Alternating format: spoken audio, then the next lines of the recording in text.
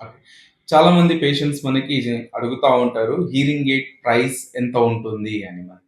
So, hearing ఎయిడ్‌లో మనకి types ఉన్నాయి. As well as styles కూడా ఉన్నాయన్నమాట మనకి. ఓకే. టైప్స్‌లో వచ్చేసి మనకి analog, programmable, digital. Digital analog అంటే జస్ట్ ఒక డివైస్ అన్నట్టుగానే ఉంటుంది మనకి.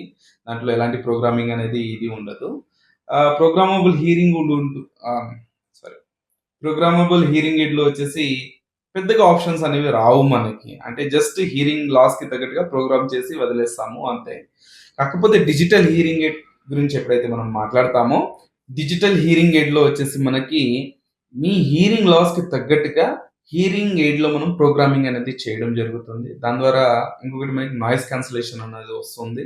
స్పీచ్ టు నాయిస్ రేషియో అనేది పెరుగుతుంది. సో, మీకు వినడంలో చాలా క్లారిటీగా ఉంటుంది మనకి. ఓకే. సో, ఎప్పుడైతే మనము డిజిటల్ హియరింగ్ ఎయిడ్ గురించి ఎప్పుడైతే మాట్లాడతామో, మనకి ప్రైస్ స్టార్ట్ అయ్యేది మనకి ఒక 20,000 నుంచి స్టార్ట్ అయ్యి 7,00,000 దాకా ఒక్కొక్క హియరింగ్ ఎయిడ్ ప్రైస్ అనేది ఉంటుంది. Thank you.